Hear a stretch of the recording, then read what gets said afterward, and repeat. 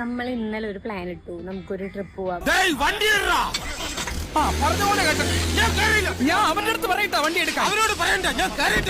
അതായത് നമ്മള് രാവിലെ നേരത്തെ എണീക്കുന്നു, അമ്പലത്തിൽ പോകുന്നു, 5 മണിക്ക് എണീക്കുന്നു, അമ്പലത്തിൽ പോകുന്നു, അങ്ങനത്തെ ഒരു പ്ലാൻ ആയിരുന്നേ.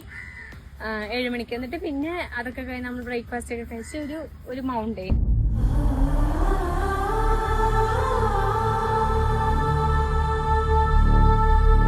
അല്ലെങ്കിൽ ഒരു ബീച്ച്, അങ്ങനെ ഒരു നല്ല വൈബ് എടുക്കാന്ന് വേണ്ടിയിരുന്നു.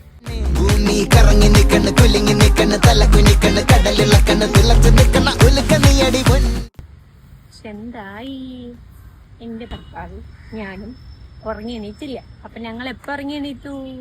ഒരു 8:30. ഞാനൊരു 8 മണിക്ക് എണീറ്റു, പുള്ളി ഒരു 9:10 മണിക്ക് എണീച്ചു. അപ്പൊ ഞങ്ങൾ ശരി ഡ്രോപ്പ് ആക്കാന്ന് വിചാരിച്ചു. പക്ഷെ ഞങ്ങൾ കുളിച്ചെന്ത് പറഞ്ഞു, എന്തായാലും പ്ലാൻ ഇട്ടല്ലേ പോവാന്ന് പറഞ്ഞാൽ ഞങ്ങൾ ജസ്റ്റ് ഒന്ന് ഇറങ്ങി. ഞങ്ങൾ എങ്ങോട്ട് വന്നു? എറണാകുളത്ത് നിന്ന് വന്ന് ഞങ്ങൾ വൈക്കത്ത് വന്നു. അപ്പൊ നമ്മളിപ്പോ എവിടെയാന്ന് വെച്ചാൽ വൈക്കം മഹാദേവ ക്ഷേത്രത്തിലാണുള്ളത്.